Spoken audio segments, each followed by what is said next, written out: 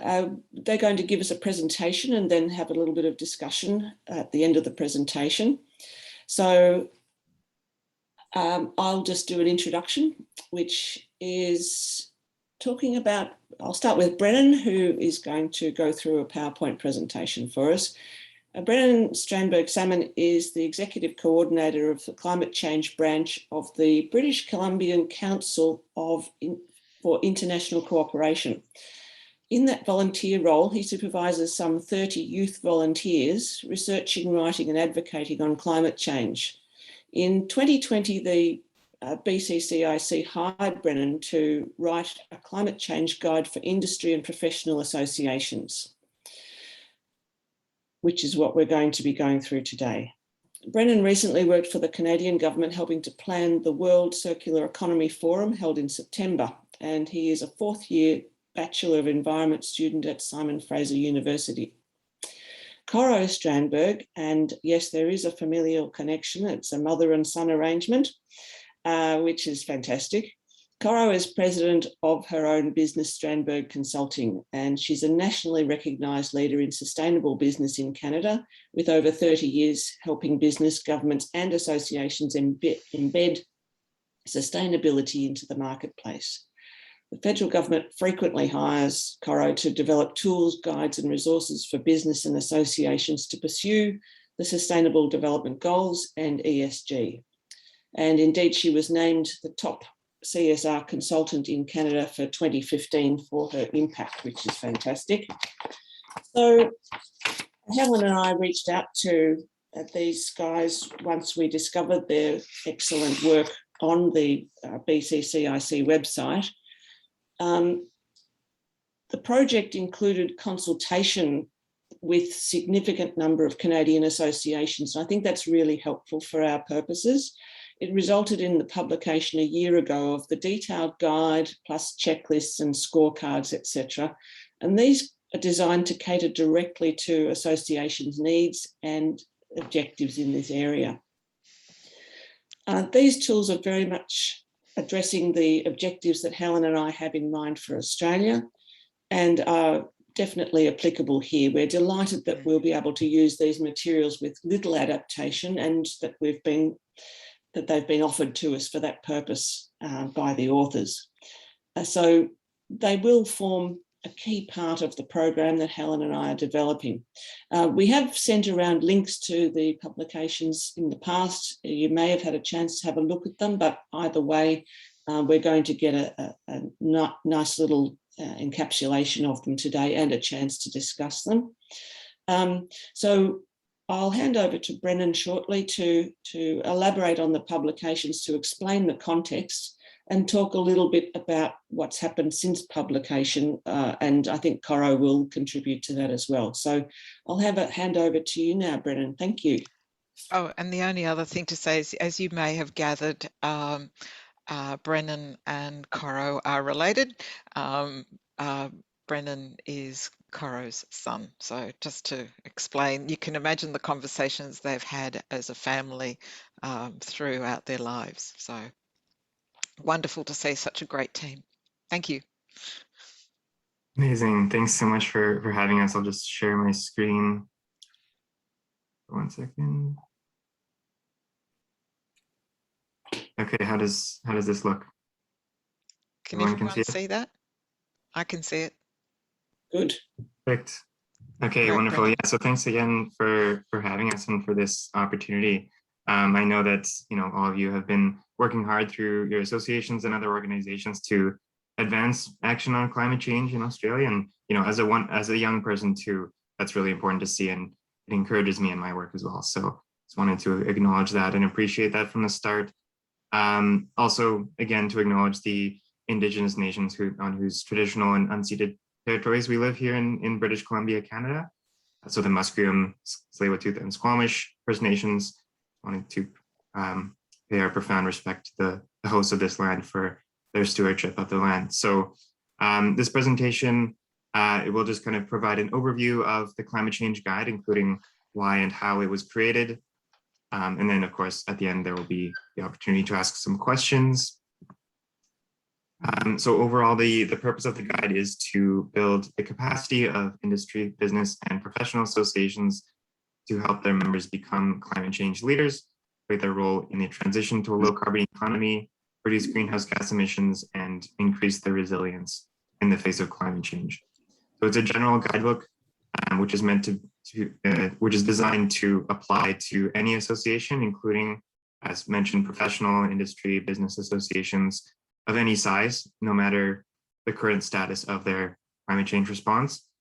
And the project was an initiative of the BCCIC, or British Columbia Council for International Cooperation, and funded by the Pacific Institute for Climate Solutions. So BCCIC is a nonprofit organization focused on promoting and supporting the implementation of the UN Sustainable Development Goals, both locally and globally. And of course, SDG number 13, which is climate action, is a particular focus of BCCIC given the urgency of the issue and its widespread impacts on every other SDG, including poverty, hunger, health and well-being, gender equality, among others. So BCCIC undertook this project to address the lack of comprehensive climate change resources for associations while recognizing the importance of associations and the professionals and industries that they represent in facilitating a coordinated climate response in British Columbia, Canada, and internationally as well. So this guide was informed through consultation with association stakeholders who represented nearly 30 industry and professional associations, including chambers and boards of trade. So consultations were through one-on-one interviews throughout the 3-month project from May to July 2020, and also via a climate change roundtable consultation event in June 2020. So of the 30 associations consulted, 19 were industry or business associations and 11 were professional associations. And within that, 15 were national association, 1 was international, and 14 were provincial BC-based associations. So you can see all of them shown here on the slide. In addition, 7 experts from a range of BC organizations were consulted. So a total of 42 people participated in consultations to inform key practices and opportunities profiled in the guide. In addition to the findings from consultations, the sections in the guide were also based on a scan of publicly available climate change research and existing sustainability guides and benchmarks for industry and professional associations. So this slide just gives a brief overview of the contents of the guide. It starts off with some background information on climate change trends, risks, and impacts. It includes information on the business case and rationale for associations to respond to climate change. You'll also find tips on overcoming barriers and challenges. Throughout the guide, there are also several examples of climate change best practices among BC and Canadian associations. And then in the appendix of the guide, there's a list of climate change resources, including websites, networks and associations, government programs, other resources and tools to help associations advance action on climate change. The guide includes a climate change roadmap, which is kind of a high-level set of steps associations can pursue to advance climate change progress amongst members. And then for more specific practices, associations can look at the checklist of climate change practices. And then also for associations seeking to benchmark their progress against a more comprehensive list of practices, they can use the climate change scorecard, which automatically calculates a rating against different levels, including initiating, developing, advancing, and leading. Given the significance of COVID-19 and also systemic racism in the Canadian context, we needed to ensure that the guide took those issues into account as well. So both the pandemic and systemic racism are intrinsically linked to the present and future impacts of climate change. Therefore, it is important that any climate change plan or action take these developments into consideration. So the guide includes a list of lessons learned from COVID and tips on how to incorporate a climate justice lens into an association's climate initiatives. So as mentioned earlier, the guide contains a climate change roadmap which is a set of steps to get an association started or to help it advance on its climate change program. So it's an iterative 6-step process, which starts with research to develop a climate risks and business case specific to the sector or profession based on relevant research. After research, step 2 is the commitment. So adopting a board-approved climate change policy or declaration, committing to key actions. Following that, the association should develop goals, set targets, engage members and stakeholders, and implement action plans. Step 4 is embedding climate change goals into existing plans, programs, and certifications, and integrating climate change into professional standards of practice, if applicable. Step 5 is to continue to educate, support, and advocate for climate action. So this involves developing educational tools and programs, promoting best practices, supporting peer learning, as well as advocating for government climate policy. And then finally, step 6 is measure and report. So develop and track key performance indicators and then report on progress. And yeah, just going back, so as you can see, it's like a cyclical and iterative process. So associations may be working at multiple steps in the diagram simultaneously, and will continue to kind of work in and out of these stages over time. So the last section I'll go over is the climate change checklist, which is, it's a shortened version of the climate change scorecard, which contains over 50 practices. The checklist focuses on 10 key practices and is designed to help associations maybe with some more limited resources. So step 1 is to gather and share information on relevant risks and opportunities. Number 2 is to engage the board, so like adopting a board-approved climate change policy and plan. Number 3 is to engage members via surveys and to create a climate change committee. Number 4 is to provide education, including to include climate change information in regular member communications and education programs. Number 5 is to profile best practices on case studies of members with best practices. Number 6 is to provide resources on climate change tips, articles, toolkits, etc. Number 7 is to offer awards, so to create an environment and climate change award for members to incentivize best practices. Number 8 is to embed in operations, so including climate change in the association's operations, meeting protocols, procurement policies. Number 9 is to advocate for climate policy, so advocating within the government that supports policy or policy that supports members to improve their climate change practices. And finally, number 10 is to build strategic partnerships, so collaborating with other associations and trusted organizations with climate change expertise. So before I pass it off, you might be interested to know how this guide has been promoted and kind of the uptake of the guide. So, of course, it has been promoted across all of our social media platforms. It is distributed by email to over 100 contacts, which were developed over the course of the project. There's also been a blog on the guide that published on our website, and also the Canadian Society of Association Executives published a blog on it, which represents 3,000 professional and industry association members across Canada. So that was a big move there. And then I also made a presentation to BC's Professional Association Adaptation Working Group, which brings together professional association representatives, and got some positive feedback there. In terms of uptake, I was pleased with the receptivity of the guide. After it was published in August, I received a lot of positive feedback. There was one association that reached out to me and asked if we were offering presentations to boards of directors. Another commented on our social media post that they were going to use the scorecard and check back in 1 year to assess their progress on it. Also, a lot of positive feedback that I received during the consultation, and including some associations provided some testimonials that were included on BCCIC's websites. And it was actually the most downloaded publication on BCCIC's website by far. So I think the website has over 1,000 unique page views. So it shows a lot of interest in that The guide was also recognized in an award from the Pacific Institute for Climate Solution, and it received some more attention there. And then, yeah, the guide was also picked up by other research. So I'll pass it on to Coro if you want to go ahead.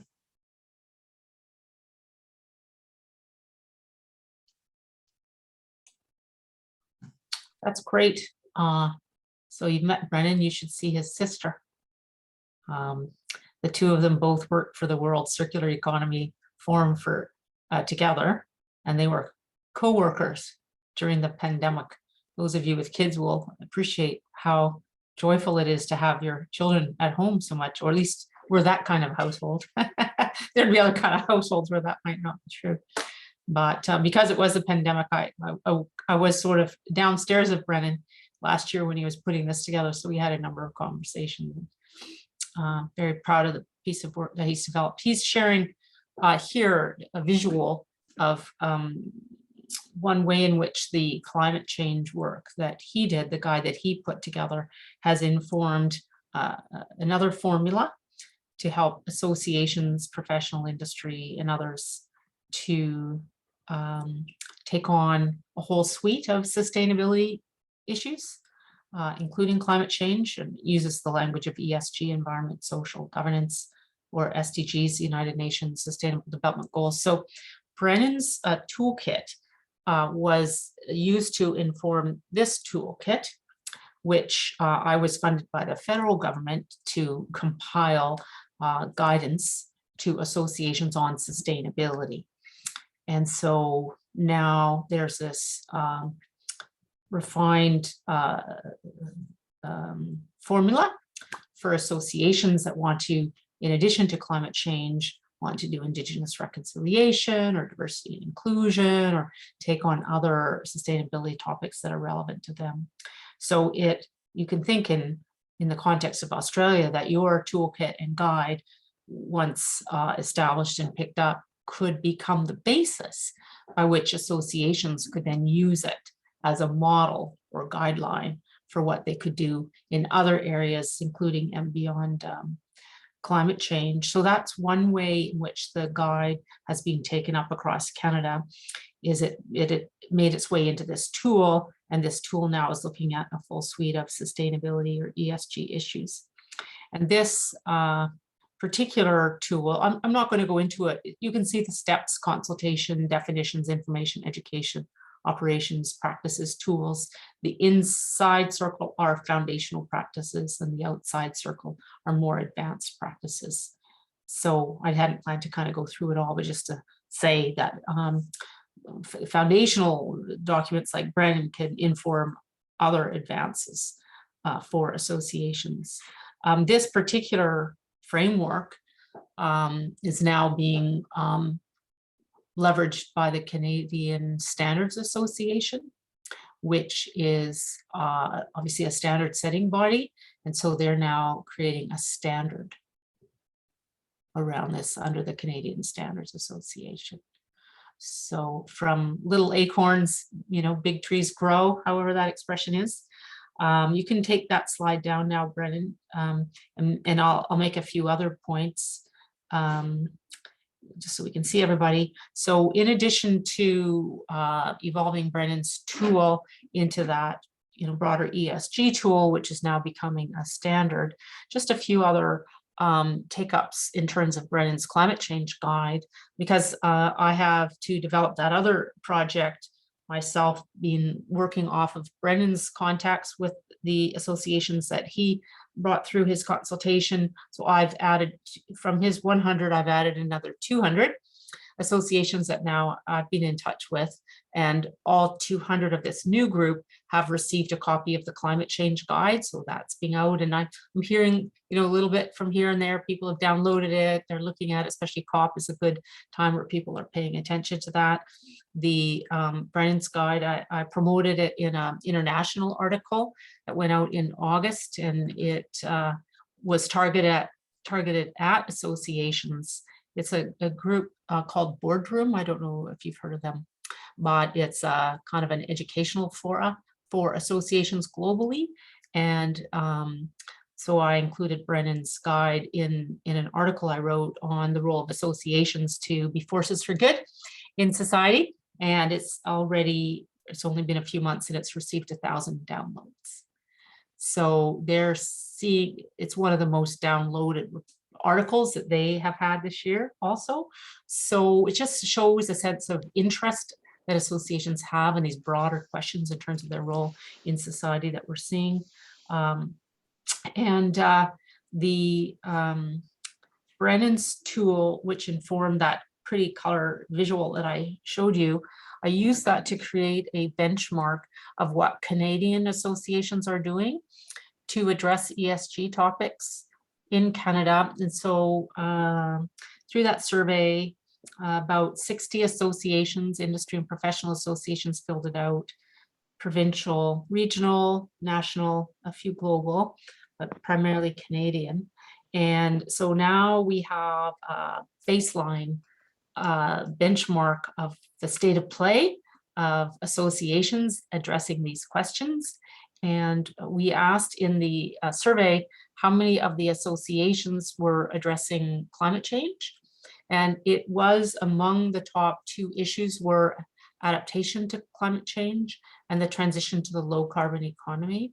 And then the other top issues were diversity, equity, and inclusion, social, and Indigenous reconciliation. Canadian hot topic here. So these are the top topics that associations in this survey are leading in on. And in the survey, I asked the associations to share what they were doing this year and then planning to do next year. And a number of associations are setting net zero targets and industry decarbonization roadmaps. So roadmaps for the decarbonization of their industry, and they're setting up pledges that their members can sign on to go carbon neutral. And those I found in tourism, in cement, in buildings, in copper, in manufacturing, and in post-secondary. And 2 associations in our network, this as a result of COP, colleges, through the Colleges and Institutes Canada, have all colleges in Canada through the association have signed up to a net zero emission campus goal by 2050. So this is sort of the mobilizing that associations are starting to do. And then the other one that I saw COP related was in tourism, where Vancouver's Tourism Association is going to be signing on to the Glasgow Declaration for Climate Action in Tourism. So the point about apex organizations, very relevant, they sort of trickle down into other levels of practice. And the Glasgow Declaration is looking at cutting tourism emissions in half over the next decade and to reach net zero emissions before 2050. So that's like a signatory or a pledge program. And maybe I'll make one other point. This is not underway yet, but it might be relevant to you. I noticed that you have somebody from the Governance Institute as a member of this group. I'm associated with Governance Professionals of Canada, and I'm their faculty member for ESG governance, sustainability governance, which includes climate change. And I offer that training through Governance Professionals of Canada. And as a result of this research that I've been doing on the role of associations, they're interested in doing education for their governance professionals on the role of associations to address climate change and environment and social justice questions. So one association, because they are in touch with all the members of these other associations, in this case through the corporate secretary, that's a great way to get in and to raise these as kind of boardroom questions, which eventually is where all of this has to go, is association boards have to kind of sign on to this. So the corporate secretary or the governance professional that is there to serve the board, they can bring these ideas to the chair of the board or the chair of a committee of the board in their corporate secretary role. So that's accessible to us and will happen I can't commit them, but they're quite keen to see moving in this direction. So it's sort of an interesting way when you think of the interlocking nature of your associations, you can see what would be some portals into mobilizing other associations. And then I thought that was my final point, but no, I have one more point, which is the reason. So I've been 30 years advising, mostly businesses on sustainability, but I'm pivoting quite hard to advising associations, because if you just work one business at a time, you're not going to get very far in climate change. So if you work sectorally, then you can move a whole sector. But guess what? It doesn't end there. That is not the end game. The end game is cross-sector, because all associations are adjacent to another profession, or they're adjacent to a supply chain, or they're adjacent to somebody. So you actually need to get the sector aligned, and then the sector needs to work with other sectors to get the whole value chain steering in the same direction. So this is the work ahead. And so the outer ring of the circle really is around collaboration with other stakeholders, other sectors, other folks in the value chain. And so that's where this work will need to go eventually. And whatever kind of materials and education you provide to help associations see that this is on the journey or the roadmap will be quite important, I think. Fantastic to have that presentation. Thank you so much, Coro. And indeed, I'm reminded of a slide that Gail and I put together, and Gail did some fantastic work where we showed how associations influence very widely, which is why exactly we, like you, see associations as pivotal to the change we need across so many sectors within Australia. So people may remember, and I'm going to see if I can show this slide here without losing everyone. So I don't know if people can see this slide at all. Maybe not. No. Anyway, where is everyone? There you are. If I can show this screen here. So as you say, Coro, this is how we see the role of associations being pivotal to other peak bodies and associations, their sector that they service, their members and the broader sector and government as well, and thereby also wider community. So we share your view about the important role of associations. Anyway, I'll stop there and open the floor